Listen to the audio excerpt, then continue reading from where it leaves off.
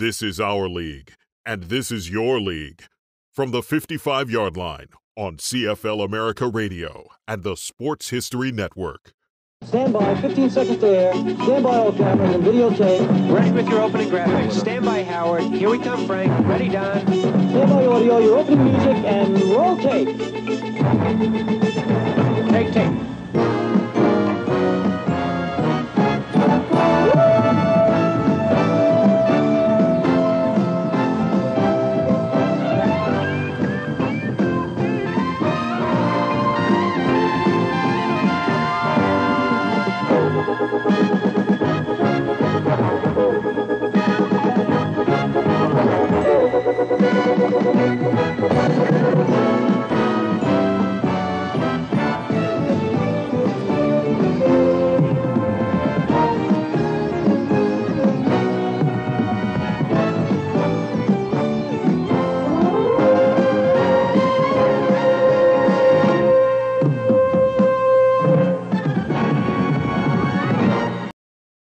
NFL Network proudly presents America's Game, a countdown of the 20 greatest Super Bowl champions. And now, number 18.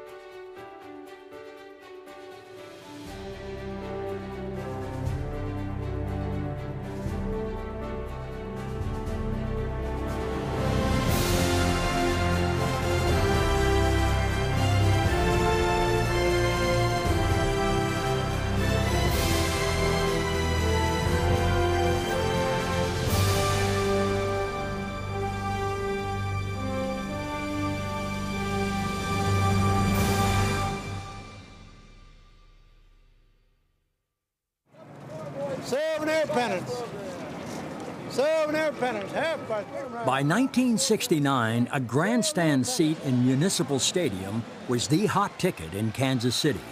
The Chiefs were arguably the most talented team in the American Football League, and may also have been the most accessible. We had guys on the team who would go over and chat with the people. They weren't more than 5-10 yards away from us. And I could definitely hear what they had to say once I got to the sidelines, but it was an intimate group. When you're in Kansas City, you see the fact that this is a Midwestern city, a Midwestern culture, and an opportunity for people who have those kind of values enjoying professional football. It didn't appear to be just a commercial enterprise, but it had that same kind of excitement that you would have had in college as well as high school. The Banders were a part of it. The Chiefettes were a part of it. Well, the Chiefettes, my daughter was one of the first Chiefettes, so yeah, I watched it to see how she was doing.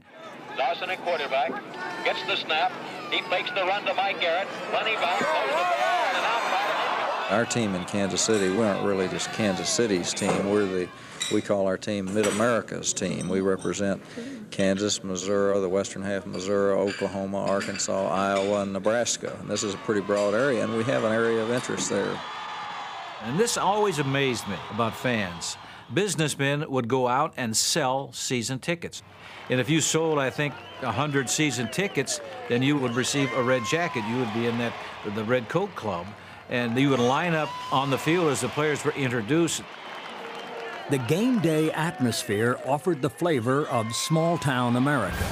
But Kansas City's football team was big league in every way. In his 13th season, veteran quarterback Len Dawson guided a balanced attack that was as imaginative as it was overpowering. The offense featured huge pass targets, including number 89, Otis Taylor, the tallest and strongest wide receiver in the league. Size was also a hallmark on defense. The pro game had never seen a bigger or faster defensive unit than the Chiefs. The talent was there. Super Bowl rings were not. In seasons past, the Chiefs had come close, but could not win a world championship. In 1966, a painful second-half collapse doomed Kansas City against the NFL's Green Bay Packers. Vince Lombardi's post-game comments may have stung even worse. I think the Kansas City team is a real top football team, and it doesn't compare with the National Football League teams. That's what you want me to say, I said it. Well, that irritated us, and that stuck with us until we had another opportunity to get back to a Super Bowl. We know that was a motivating factor for us to get a little better so that we can compete against the best. A return visit to the Super Bowl required knocking off the Oakland Raiders first. But over the next 2 seasons, the Chiefs were brushed aside by their rivals. Oakland was the arch enemy. We were in the same division, and we were the 2 best teams we felt in the league. It was a rivalry that I was introduced to when I first came with the Chiefs. You get indoctrinated right away, you get brainwashed right away, and I can't root for the Raiders today. There was a stretch where the Kansas City Chiefs played the Oakland Raiders and lost 7 out of 8 games, which was bitter, bitter frustration. The worst of those defeats came during the 1968 playoffs, the most lopsided loss in franchise history. In '68, to lose that game as we did, it really inspired us that we had to really improve our game overall. That when we got back again to that kind of situation against Oakland, we would not have that same occurrence. So it was one of really giving impetus to the 1969 season.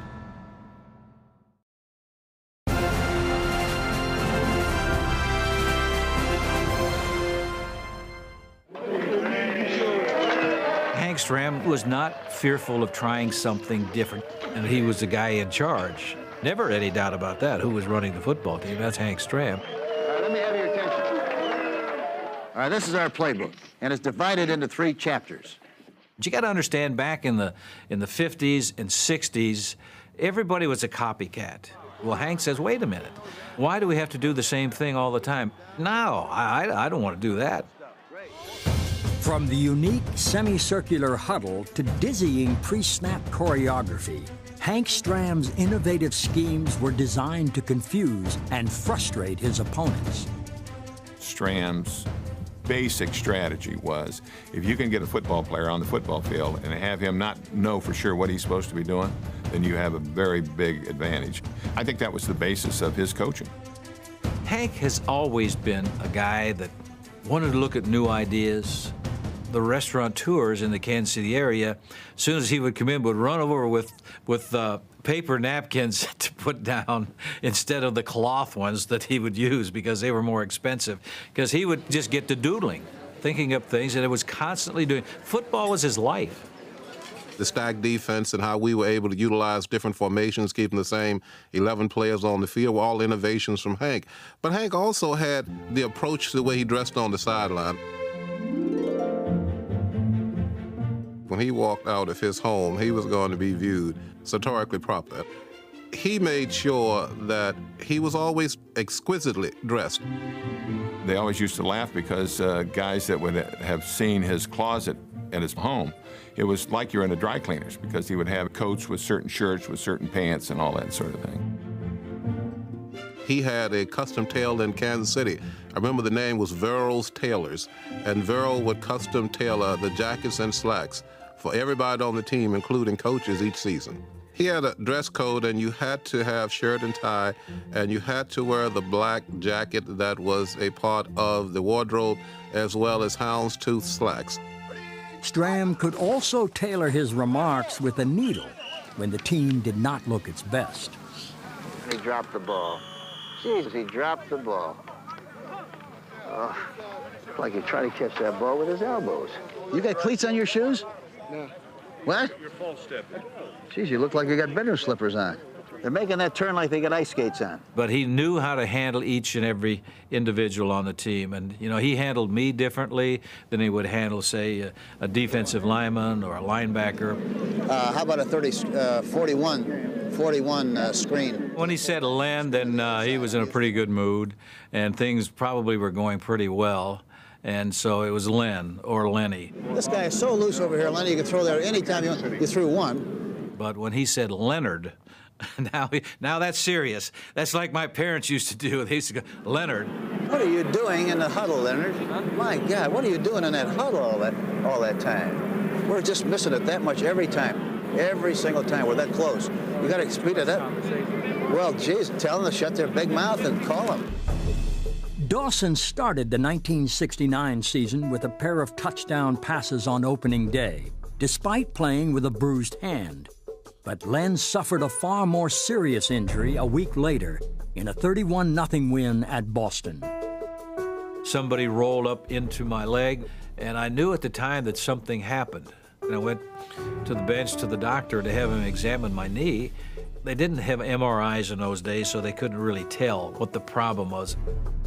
And so he took some x-rays of it, and he came back, and he would say, oh, my goodness, my goodness. I said, what is it? And he said, well, I think that you got some damage to your ligaments, and there could be a tear in there. We found out the seriousness of Lenny's injury a couple of days after the game. There was, at least in my mind, there was no doubt that he was going to be operated on. Henry was looking for a physician that may have a different opinion. And so he had found doctor in St. Louis, Dr. Reynolds, who was the orthopedic surgeon for the then St. Louis football Cardinals. He had a different theory about these type of injuries. And he said, my theory is this: do not put any weight on it for at least 2 weeks. And every day do some leg lifts so your leg does not atrophy. Then we'll see what it's like after a couple of weeks, because it may be just a strain and not a tear. And so Henry says, well, there you are, Leonard. Gave you that option, didn't I? It's up to you now. I said, the team does need you, but it's up to you now. I said, well. But I remember Lenny saying that all he needed was one guy to tell him that he didn't have to have it done, and he wasn't going to go looking anymore, and that's what he did. Because I think there was a real expectation of this team doing really good things. And I think Lenny, I don't know how old he was at the time, but he wasn't a young man as far as being an NFL player was concerned. I just don't think he wanted to miss the ride on the carousel.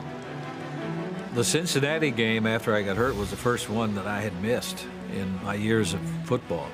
And so Jackie Lee was getting the start, and Jackie Lee had played before. He was a veteran. Cincinnati was, you know, a young team that was an expansion team. And Jackie got hurt. He broke his ankle in that ball game, so Jackie Lee is out for the year. And we happened to lose that game as well. It was a game that was kind of a shocker for us. Your starting quarterback didn't even suit up. Your backup quarterback got hurt, and that's when Mike Livingston came in. Now you've got a rookie quarterback. But the reality was that we had to go week to week and continue to win, because you couldn't lose a few games and maybe find yourself out of contention. So we had to do a lot more to give the whole team a chance to succeed. Over the next 2 months, the Chiefs would find other ways to win during Dawson's absence. Bobby Bell for the touchdown.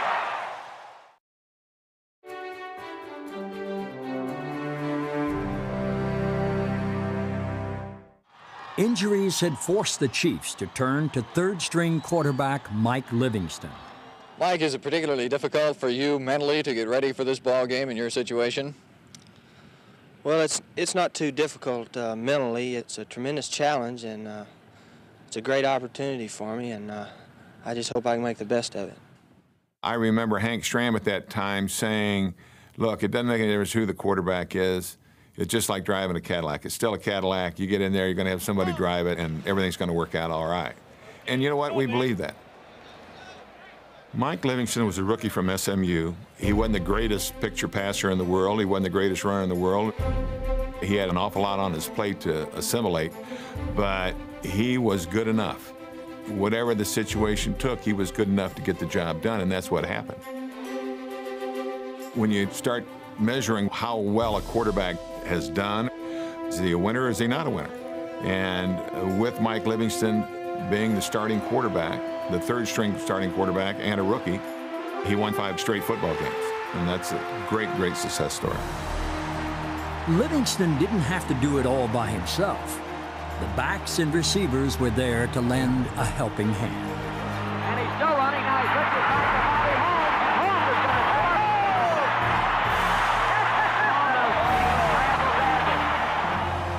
to The Chiefs won every game during Dawson's recuperation, thanks to their punishing defense.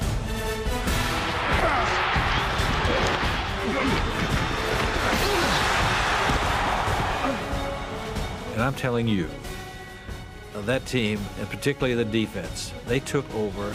The other teams scored very few points. The defense scored, I think, about as many points as the offense scored. He's back to throw. Rush is put on. He goes one. It's intercepted by Kearney. He's the 40 to midfield at the 40, at the 30. Touchdown for Jim Kearney. A 60-yarder.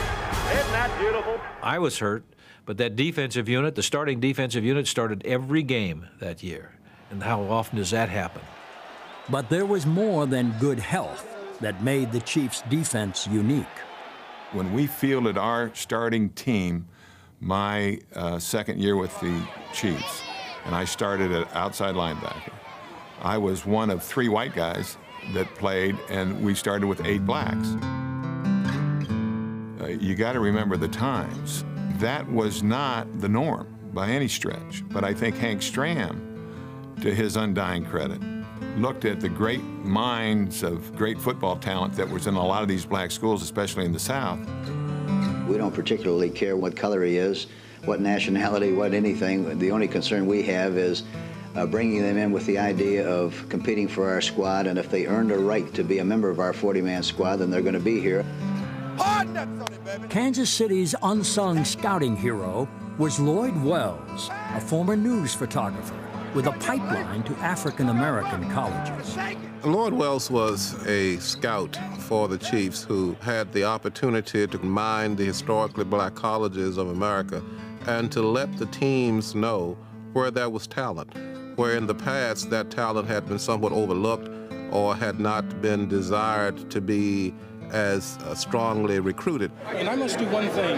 This guy's a scout for us, and he does a great job. Lloyd Wells, he's scouted and brought in so many of these outstanding stars for the Chiefs. Lloyd, it is very happy. It's a great day for all of us. Wells' best find may have been Morgan State's Willie Lanier, taken in the '67 draft with Jim Lynch of Notre Dame. We were both drafted in the second round. We were both drafted as middle linebackers. Well, I think anytime you have a competition like the kind that Jim can provide, that either one of us who wins a position for the middle linebacker job, we'll be able to represent the team as the Chiefs would like to be represented. It never really occurred to me that there'd never been a black middle linebacker before. Obviously, Willie Lanier wanted to be the first black middle linebacker in the NFL. And quite frankly, he deserved the position, no question. He was a very, very good football player, which obviously has proven out in that he's in the Pro Football Hall of Fame. We were absolutely competing for the same job, but it never got to be a personal thing between us. On the double zone, how you want to handle it offset on the double zone? You can move over. I'll move over. You take first, man. I take. Yeah, well, I got that wing back. Yeah. All right. You gotta move. Lynch, number 51, found a home on the outside, a switch that made the Chiefs' linebacking core the best in pro football. I think Willie was very beneficial to me and very helpful to me. And we got to the point where we got to be very good friends. In the last 8 years, we roomed together. We chased that we chased him into the end zone how many times? Huh? But the lack of bias was one that was extremely impressive because the relationships were pure. And it wasn't something that was really pushed, but I think the individuals understood that if there was going to be accomplishment at the highest level, that everyone had to understand each other's differences and each other's similarities. And that was the way it happened to have come together and had become a great history of the success that the franchise was able to have. The comradeship, the black-white relationships that we have are I don't think, parallel in any team, and I'm just elated with it. And these kind of things build champions and keep you champions, and I feel real good about the Chiefs' future.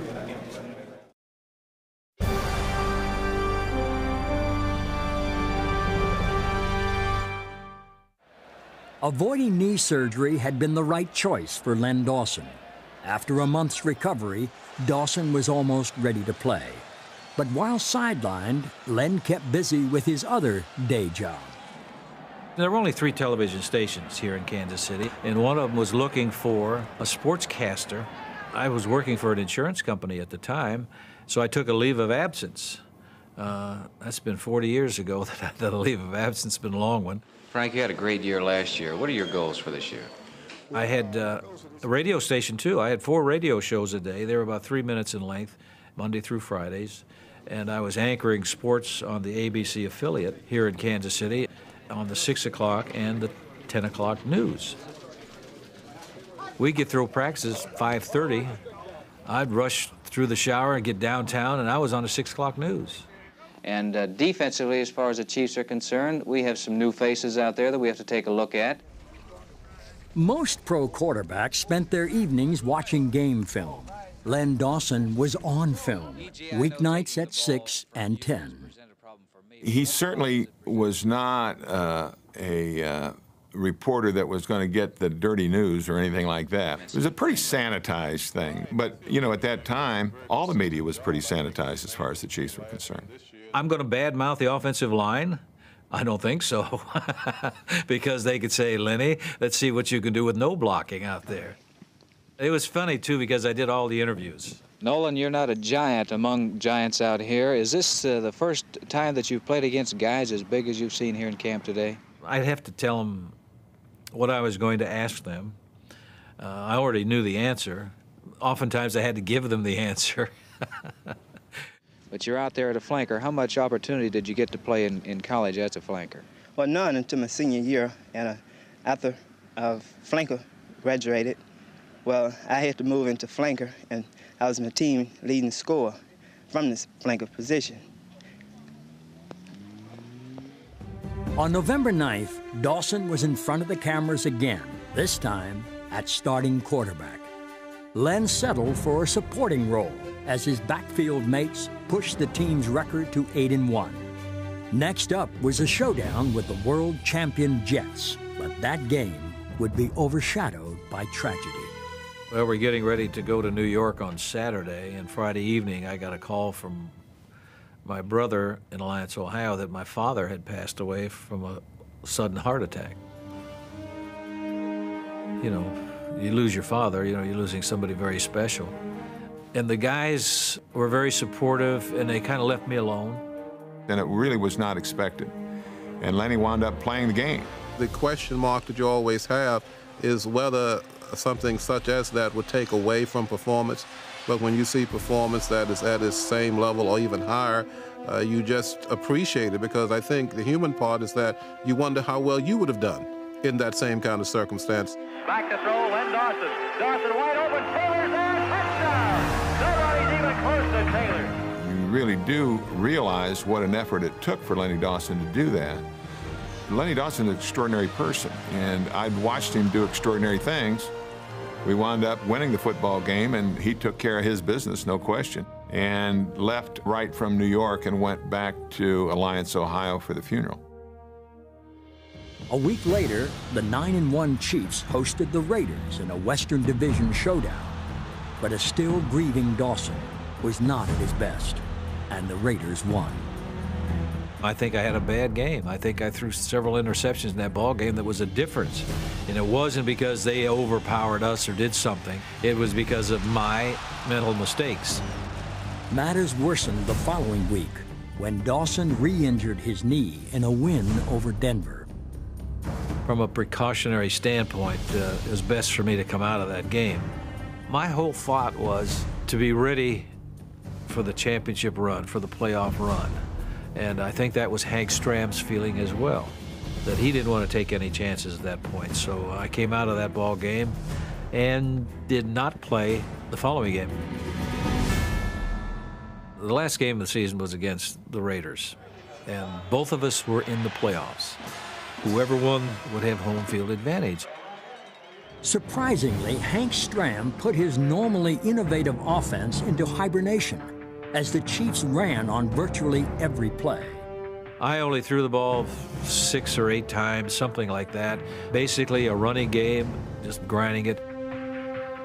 And that was about as close as you came to criticizing Stram's strategy that I can recall that year. We just had to have more production point-wise, and not throwing the football was pretty hard to swallow.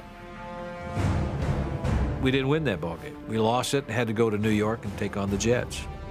Hank decided he was more concerned about the health of his football team, and in particular, I think me, the quarterback.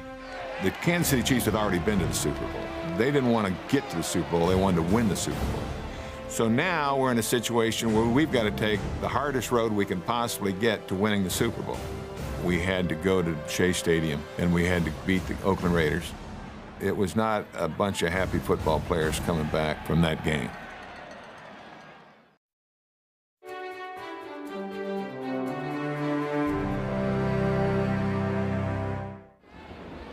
What a day that was in New York.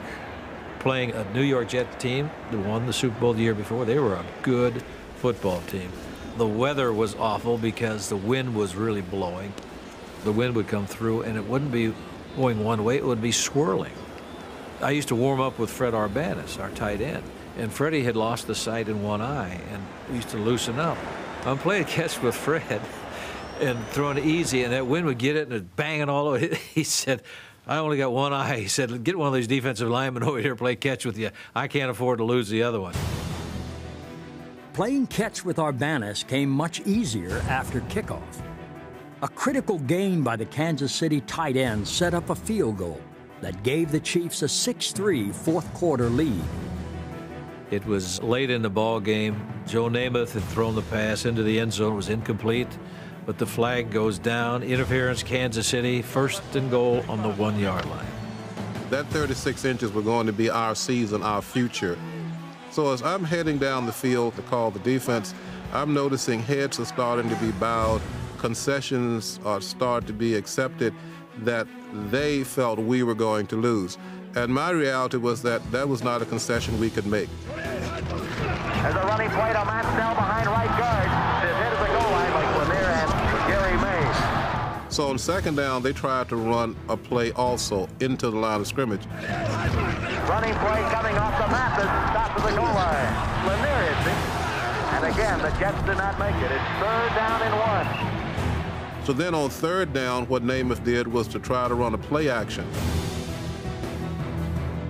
But Bobby Bell didn't take the fake into the line of scrimmage, was able to get position to take away the pass on the outside. What pressure put on by Bobby Bell. Bobby Bell made the Jets quarterback commit himself. And so they kicked the field goal and tied the score. Now a field goal wins it.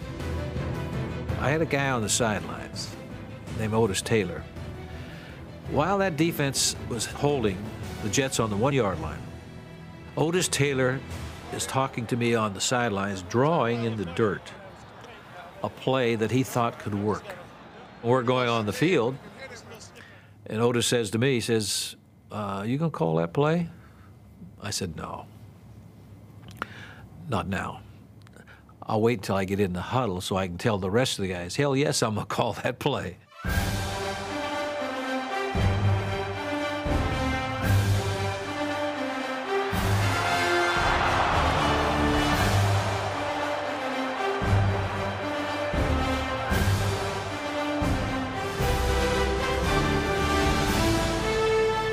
Running on the free safety. So I threw it, and I really got a great release. So good, I thought, oh, damn, I overthrew him. But I forgot about the other speed that Otis Taylor had. He put it into another gear.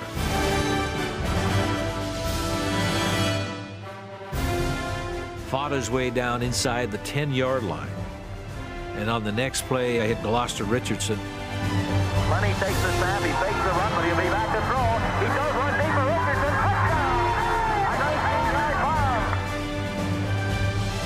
We knew this was just the one game we had to win to get to where we wanted to go, and that is to Oakland, California, and play the Oakland Raiders. And we knew that was not going to be easy. They'd beaten us twice already that season. There was a certain confidence. We felt like we were a team of destiny, that this was the time that we were going to beat them. We were in their backyard, and we were going to smack them in the face, and we were going to win. Back to throw, LaMonica, he is sacked. Did he get free by Aaron Brown? The defense sacked Oakland 4 times and grabbed just as many interceptions. He is throwing one deep for Warren Wells. It's intercepted the 20 by Emmett Thomas. Back to the 30, to the 40. He may break it. He's at midfield. He's at the 40. After 3 years of Raider dominance, this day belonged to the Chiefs' swarming defense and playmaking receiver Otis Taylor. We were backed up on our goal line. It was 3rd and long. If we have to punt the ball out of our end zone, they're going to get great field position. And I'd called a play where Otis Taylor was just running a fly pattern up the sidelines toward our sideline. He's back in the end zone, 8 yards. Dawson throws a wobbler intended for Taylor, and Otis makes a remarkable catch. Great grab by Taylor. And to be able to have Lenny throw a ball along the sideline as far as it had to be thrown, and for Taylor, I believe his positions of where he was, he had to catch it with his left hand. To be able to position that ball to come in and get both feet in bounds, which I think some of them wanted to argue whether he was in bounds or not, but of course he was. And there's some doubt whether his feet were in bounds or not. I'm not sure about that, but I guess we'll go by the official record. Anyway, he caught a pass right in front of our bench, and after that play, things started really going our way. Back to throw, Lenny Dawson. He has time to throw. He's firing one deep, wide open. Frank hits. He makes the catch. He has run out of bounds at the 1-yard line. Lenny Dawson gives on a running play to Bobby Holmes. He turns the corner. He scores! And when we played the Oakland Raiders in the final game between 2 American Football League teams and won that game to get us to the Super Bowl, it was a milestone. How many people, I wonder, really thought the American Football League would succeed? In just 1 week, the AFL champions would be granted a final opportunity to prove their league was the equal of the established NFL. Next up, we're the champions, baby! Number 1!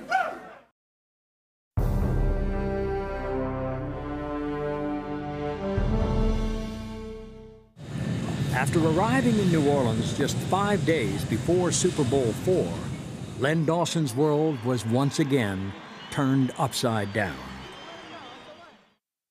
A number of famous names in pro football will be asked to talk to a federal grand jury in Detroit and to tell whatever they know about gambling on sports. The pro football players asked to testify to the grand jury include Len Dawson of the Kansas City Chiefs.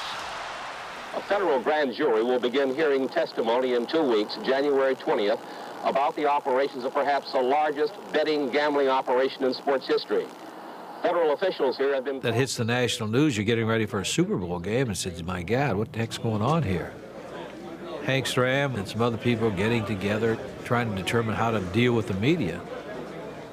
And finally I said, why don't we tell them the truth? But, yeah, it was kind of weird. I mean, the gambler's name was Dawson. There was a person in Detroit by the name of Donald Dawson who had attempted to either call Lenny or call other players in the league. Though not related to Donald Dawson, Len had met him a decade earlier while playing in Pittsburgh. I said, I do know this person. I said, he did call me when I injured my knee, and he called me when my dad passed away to offer his condolences. That's the only thing that I've heard from this guy in years and years, and I really didn't know him that well before. We made the announcement to the media at an evening press conference, and that was basically going to be it. But Hank Stram said, this is it. This is the last time we're going to talk about this thing, because we're here to get ready for a football game. Lenny is very quiet. He doesn't express a great deal of animation outwardly. It's very hard to tell how much it affected him. I know he was deeply hurt inside because he's a great young man. The thing that's so difficult is that, had nothing to do with this. It not only affected me, boy, it really affected my family, to the point where my son, who was really looking forward to the game, tells his mother he doesn't want to go. She has to talk him into coming because I wanted him to be there. You come to know your teammates, what their character is, how they conduct themselves, and all of that. So with that being the case, you felt very good about the fact that that didn't fit Lenny's style. That did not fit how he approached his life. But you also wondered about the coincidences of time, that here it is a week before the Super Bowl, if there's someone who has an investigation going, what caused it to surface at that moment in time versus some other moment in time? We of Missouri have admiration for Len Dawson, the able and courageous quarterback of the Kansas City Chiefs. It is most unfortunate that any such story about one of the nation's great athletes should be leaked to the news media just prior to the most important professional football game of the season. People offering their prayers and backing him 100%. By Friday, he pepped up a little, but I'll be frank with you, for a couple of days, he was looked like he aged about 5 years to me, and for a while, I kept trying to get him up. He stayed in the room 90% of the time and only left for interviews. Must have been a nerve-shattering experience for you after the gambling story broke. Well, there's no doubt about it. I figured if I handle that junk that I could handle about anything else, because that was really unfair. A lot of our teammates. Not only did I have to face the media, say that I'm innocent, I had to address my teammates as well, because they're sitting there, they're concerned about it, and I told them it's a bunch of BS. There's no truth to the damn stuff. Hank came in then and said, well, has anybody got any questions whatsoever? And then E.J. Holub, and only E.J. could say it, put it in perspective. Well, E.J. was always pulling something.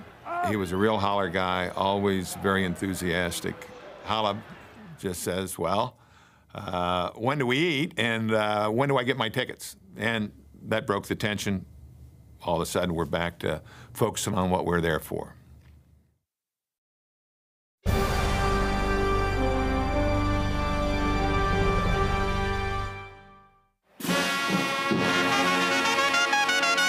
The first ever Super Bowl held in New Orleans featured pageantry and spectacle that literally went over the top.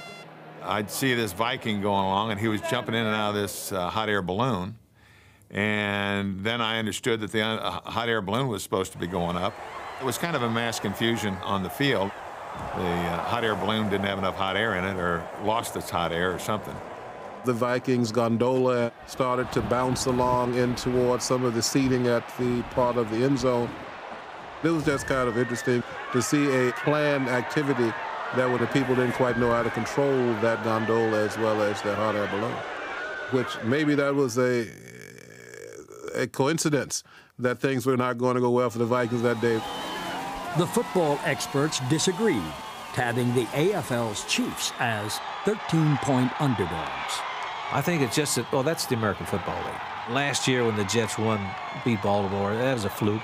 We were the stupid stepchild of professional football, but not ready for prime-time players.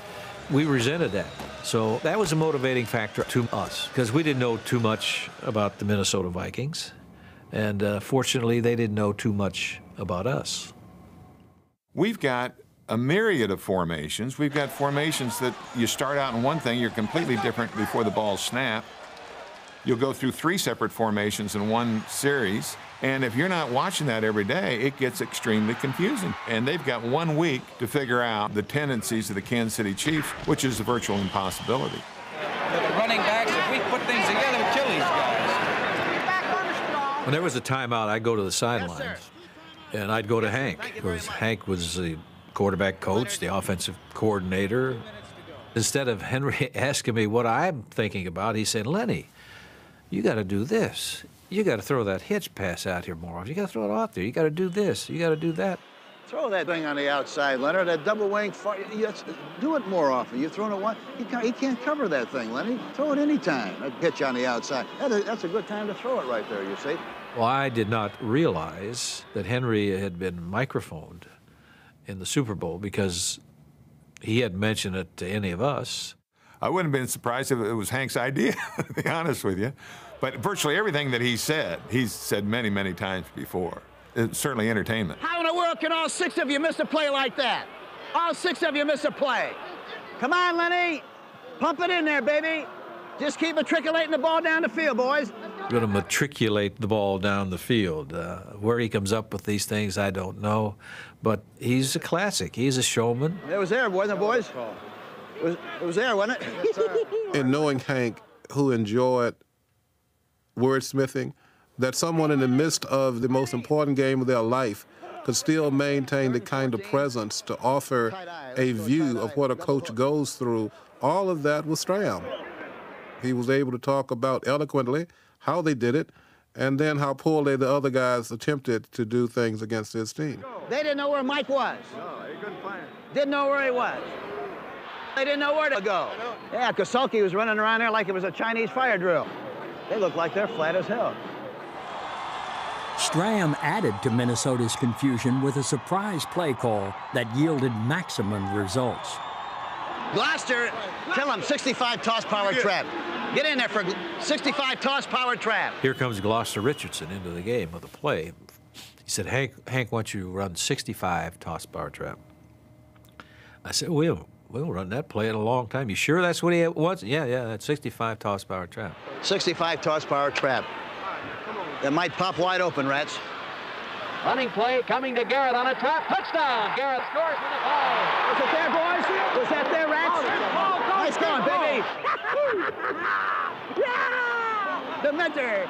65 toss power trap. Yeah! Yeah! I told you that baby was there. Yes, sir, boys. Woo! We're leading now 16-0, and they got to overcome that against our defense? No way. Put your hand over your heart and you can feel it pound out. What a moment for all of the Kansas City Chiefs.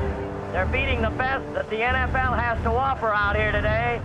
In the last game ever played between the AFL and NFL, the exclamation point to the Chiefs' dominance was added by Otis Taylor.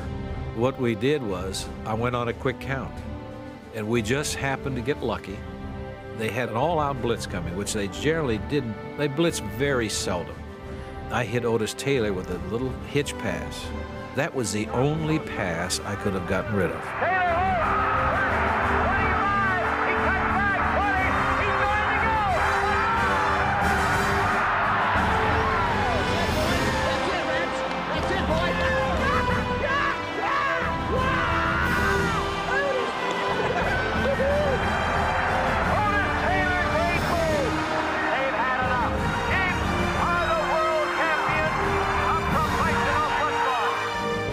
The score clinched Kansas City's victory in Super Bowl IV and turned Len Dawson's nightmare of gambling rumors into a lifelong dream come true. I thought it entirely fitting that he got the Super Bowl MVP. When Lenny went through the year that he went through and the triumph that he had, it's one of the great stories in professional sports.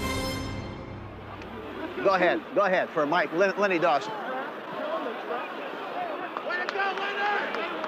That's the way to go, Leonard. You done good, kid. Lenny Dawson leads the field. Lenny Dawson, listen to the crowd. Nice going, Leonard. Nice going, baby. Nice going, baby. And Lenny the Cool is Lenny the Cool, but he works at it. There's a lot of demons that he faces that we all do. He's just a lot better at masking them. I know, like a big old weight had been lifted off my shoulders. You know, you got to remember, I am the seventh son of a seventh son. To me, that's always been good luck, and is never more true than that particular season, that particular game. So all of us recognize that a season is almost like a lifetime of things that can happen. So to have your son there to be a part of your success, to realize that those things that were talked about from an integrity standpoint were not true and not real, you share it with the person who's truly most important to you, and that's your family. Well, amongst everybody in the locker room wasn't that big, and there were people all over the place yelling and screaming. And somebody said, come on in here, you got to call from the president. I said, president of what? They said, president of the United States. I said, you're kidding me. And it was President Nixon. He congratulated me on the victory over the Minnesota Vikings, and he said something else, too, that was very interesting. He said, that stuff in Detroit, he says, there's nothing to that. I said, well, if the President of the United States says that, that's a relief, yes. Thank you very much.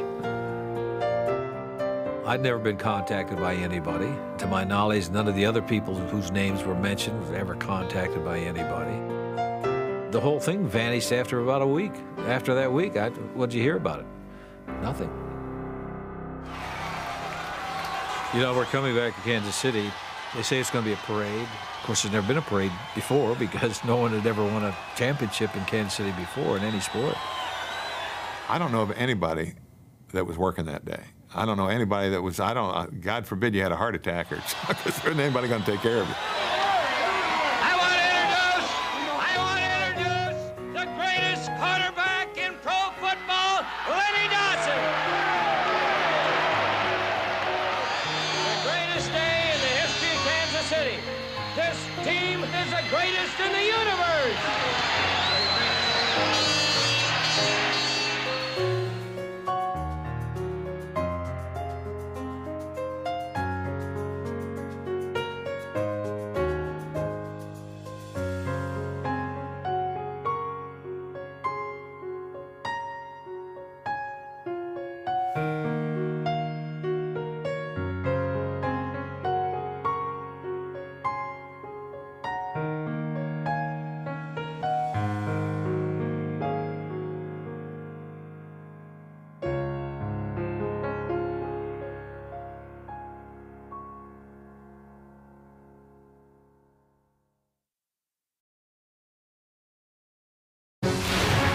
This NFL Films production has been brought to you by NFL Network. Watch the National Football League 24 hours a day on NFL Network.